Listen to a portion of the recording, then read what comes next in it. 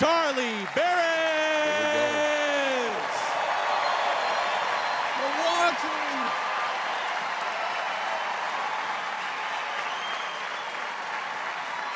Thank you, Milwaukee. Thank you. Thank you all for coming out. I grew up with a thick Wisconsin accent, but I had no clue I had a Wisconsin accent until Siri first came out. Remember that? I was like, hey there, Siri, how in the heck are you? Hey, tell your folks I says hi. Listen, I'm looking for directions to the nearest Fleet Farm, okay? I think they got one over there by the Quick Trip, and honestly, I gotta fill my gas, okay? So why don't you get me directions to Fleet Farm, and then the Quick Trip, and if there's a Culver's in between there, I won't be mad, okay? And you know, there are a lot of other iPhone users out there, and I want you to know that I know that. So if you got to, go ahead and get to me last, okay? Boop! Dialing 911, you are having a stroke. So that was the first time I was like, okay, maybe I talk a little different. But I didn't know for sure I had a Wisconsin accent until I went to school for broadcast journalism. That's not the joke, that's the setup. I'm not sure why you're laughing. I had dreams back in the day. Back in the day, I wanted to be the next Brian Williams.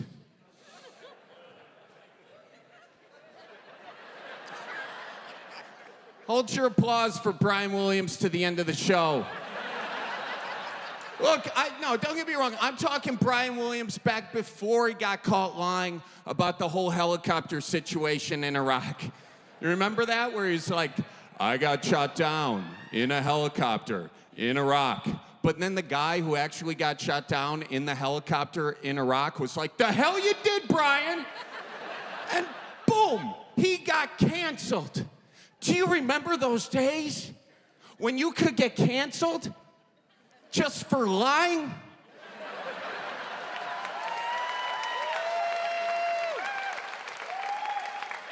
Those were the days. Now lying is just a prerequisite to become president. And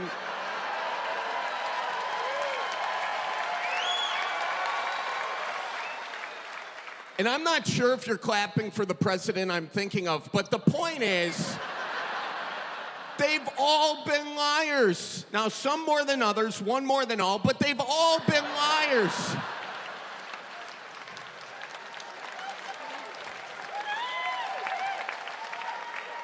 Here's the real question. When are we, the people, gonna stop electing liars to the highest office in the land? When the Vikings win the Super Bowl.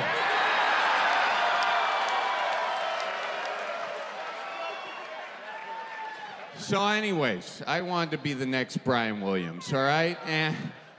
I had this professor with one of those golden NPR voices. Who listens to NPR out there? Who's got glasses on? Okay, real good.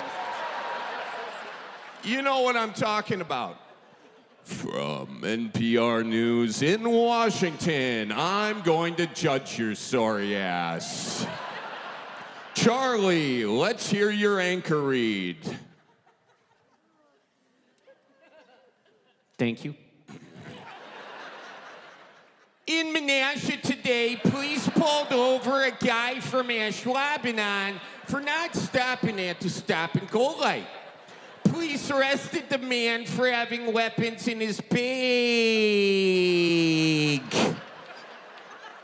Well, I'm glad you're laughing. He sure as hell was not. He was sitting there huffing and puffing. His face was puckering like he just found a fresh hemorrhoid, you know, and he was like, Charlie, has anybody ever told you that you have a voice for print?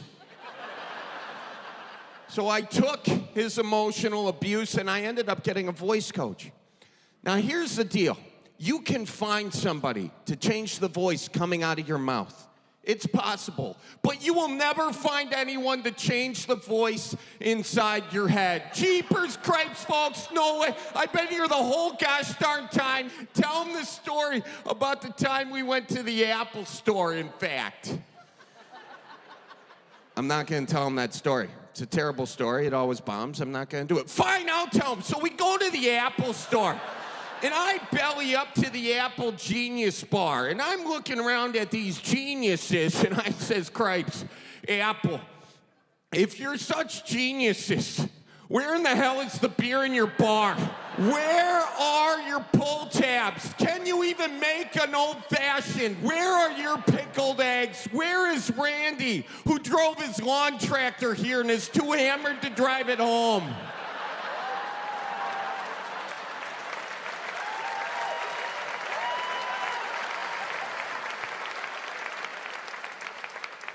Sir, can we help you fix your iPad or no?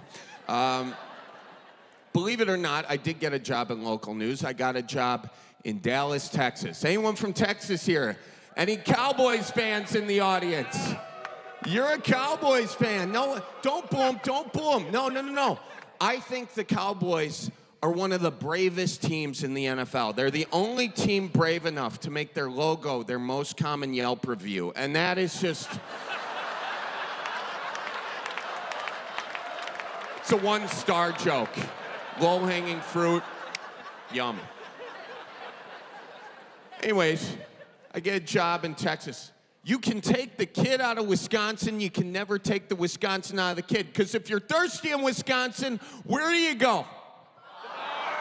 The bar. Okay, I should have specified. Sorry, I forgot I'm in Milwaukee, okay? If you're thirsty for water, where do you go? The bubbler, and half of you are still saying the bar. Okay. No, you go to the bubbler, and I don't know who said water fountain. That is absolutely false. We do not go to the water fountain unless we need change for the meter. If we want water, we go to the bubbler. But here's the deal. Inside Wisconsin, a bubbler is a device used to drink water. But you go anywhere else, a bubbler is not a device used to drink water. No, a bubbler is a device you use to smoke the devil's lettuce. A lot of you are high right now. And actually, it don't look like this at all. It's more like...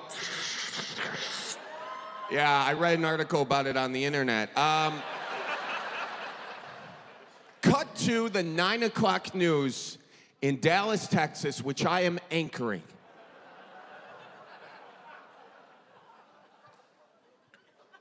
Well, it's gonna be a hot one tomorrow. Make sure you stay inside and maybe find yourself a bubbler. Good night.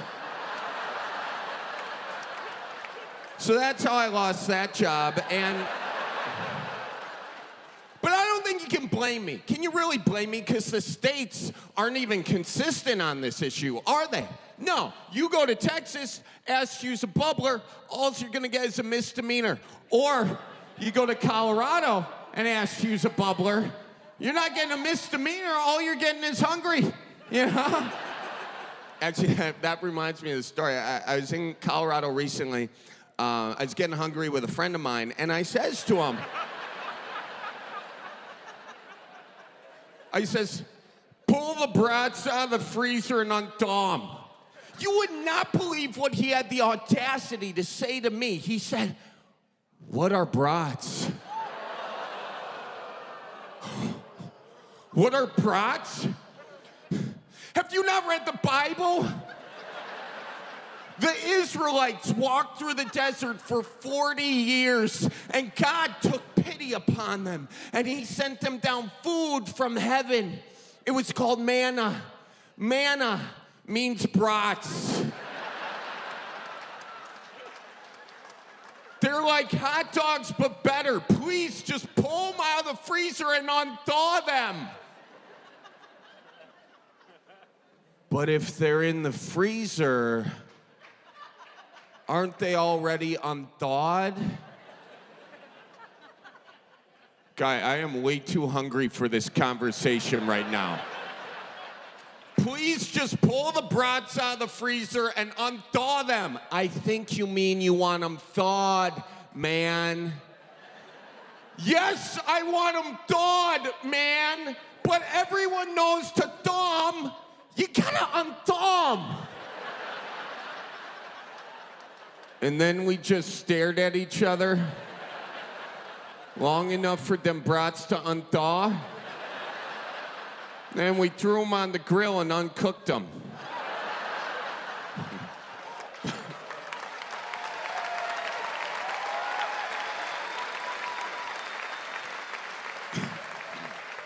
Thank you. Sorry, I'm drinking tea and whiskey. Hot toddy. I've had a little bit of a cough recently. You know, it's a weird time to have a little bit of a cough, you know? There were a few things that went away with the pandemic that I personally was okay with. You remember when Handshakes went away? Now, I can tell I lost half the crowd there, okay? Don't worry, I like a good handshake. But there is this one guy who has decided to ruin handshakes for the rest of us. And it's the guy that just insists on squeezing the living crap out of your hand. You know, like he's trying to add inches to his bratwurst with his handshake.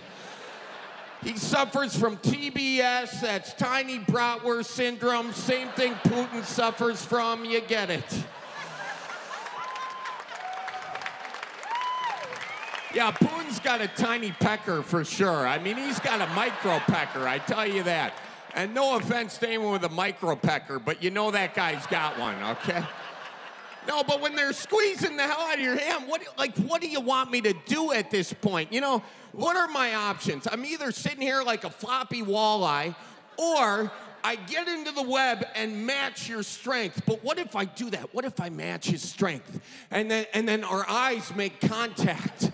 And then I get nervous and my toe starts tapping like I'm an Idaho senator in a Minneapolis bathroom. Then what?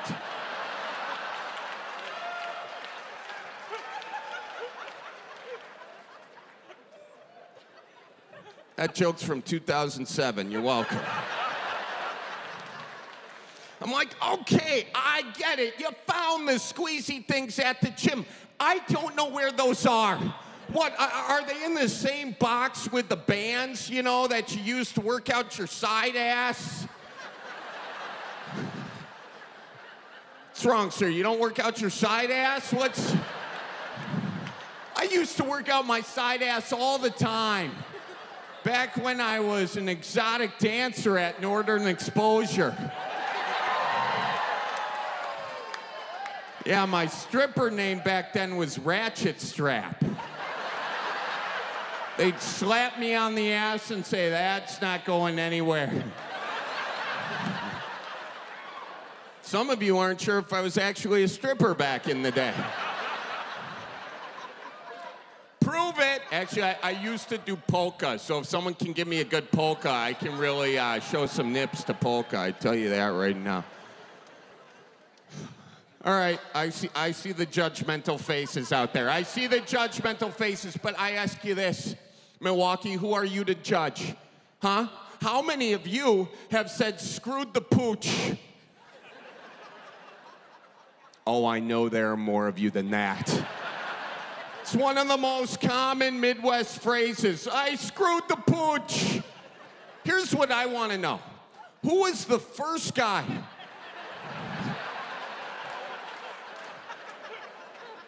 to walk into a room and say, I screwed the pooch?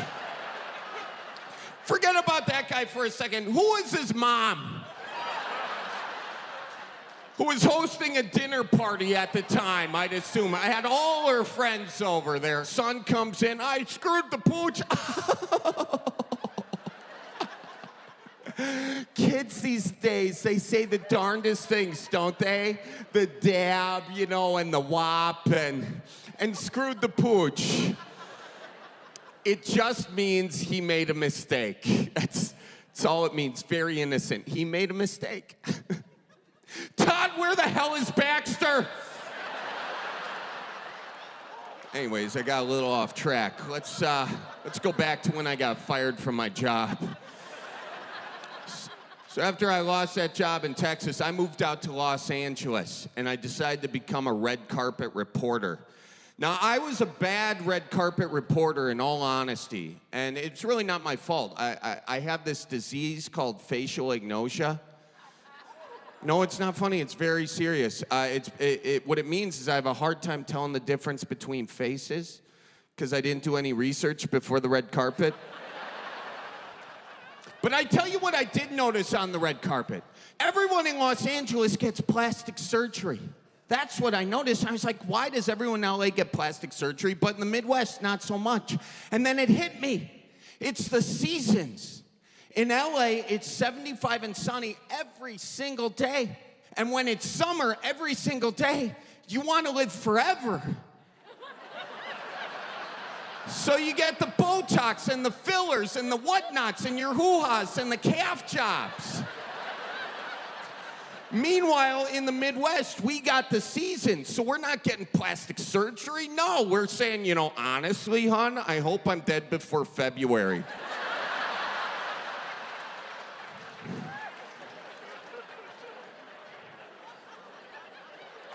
No, it's tough being a Midwest guy in LA. It was tough. I was always holding doors for people who didn't want them held for you. You know, I held the elevator even. I was that guy, you know, making it awkward. I'd pick up names people were dropping all the time, you know, like, there's your Tom Hanks, sir.